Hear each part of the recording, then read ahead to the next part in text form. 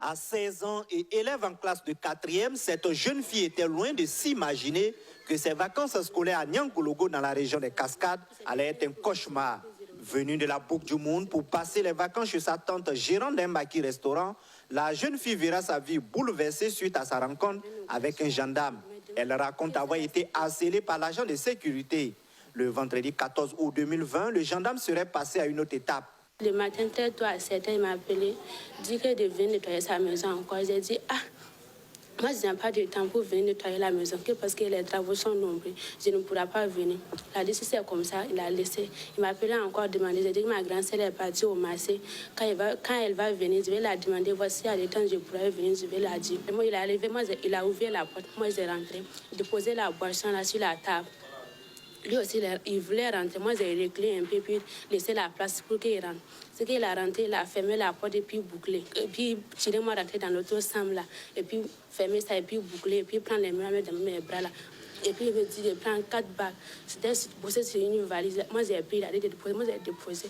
Il a appelé quand il a attendu de me frapper avec. Moi, j'ai coulé. Et puis, là, il m'a pris bien, il m'a clonné. Et puis, prendre ma main dans mon devant. Menotté et battu, son bourreau lui fera prendre, dit-elle, des amulettes avant de lui introduire du piment dans les intimités féminines en présence, dit-elle, d'une femme. Vraiment, ça me fait très mal. Je ne sais pas ce que j'ai fait. Ce qu'il m'a fait là, je ne sais pas. Ça va devenir quoi pour moi? Je vais devenir quoi? Je ne sais pas ce que je vais devenir. Ça me trouble vraiment. Depuis lors, je ne ferme plus les yeux la nuit. Je souhaite qu'on nous le montre. Et aussi, nous lui confions notre enfant. Il sera tenu responsable de tout ce qui lui arriverait. Elle aurait reçu du piment. Est-ce du piment ou autre chose? Nous n'en savons rien. Il est le seul à le savoir. Et aussi, c'est quoi les 4 choses qu'il aurait déposées sur la table et ordonné à la fille ligotée d'aller prendre? Nous n'en savons rien et nous ne savons pas c'est fait à quelle fin. Il en sera le seul responsable. Saisi de cette affaire, le MBDHP, section Niangoloko et plusieurs organisations de la société civile disent avoir déposé une plainte auprès du tribunal de grande instance de Banfora. Avec l'accompagnement du MBDHP et les structures partenaires, une plainte a été déposée auprès du tribunal de grande instance de Banfora et nous attendons fermement la suite de la procédure. La gendarmerie de Niankologo a aussi ouvert une enquête dans cette affaire. Mais Badou Ema et ses camarades disent ne pas croire à la bonne foi de la brigade territoriale de Niankologo, qui selon eux ne peut pas être jugée partie.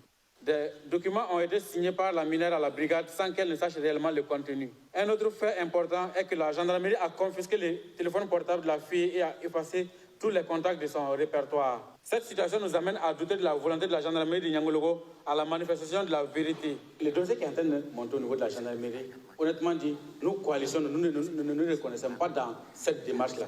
Parce qu'il n'appartient pas à la partie accusatrice-là de monter un dossier pour le déposer à la justice. Nous ne pensons pas que la gendarmerie peut être impartiale sur ce dossier-là. Et c'est pourquoi vous voyez que la fille a saisi directement le TGE pour déposer la plainte. Donc nous, comme vous voyez également, nous attendons à ce que toute la lumière soit faite. Et que si on estime que le gendarme n'est pas coupable, il n'y a pas de souci. Mais nous pensons qu'il y a beaucoup d'éléments dans ce dossier-là qui méritent d'être pris au sérieux.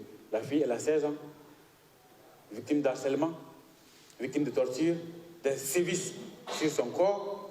Mais quand cela ne tienne, qu'on se limite seulement à ça et qu'on enlève les parties intimes qui ont reçu du piment, des trucs comme ça ne mérite pas d'être sanctionné. Ce n'est pas que la fille a reçu du piment que nous avons convoqué ici ce matin. Mais nous avons convoqué parce qu'il y a eu abus de pouvoir, parce qu'il y a eu violence, il y a eu torture sur une fille de 16 ans. À la brigade territoriale de Niankologo, le commandant de la brigade que nous avons rencontré affirme hors caméra que le procureur du Faso, près le tribunal de grande instance de Banfora, se serait saisi de l'affaire et une procédure judiciaire suit son cours. Toujours selon le commandant de la brigade territoriale de Niankologo, une procédure disciplinaire interne à l'armée a été également enclenchée à l'endroit du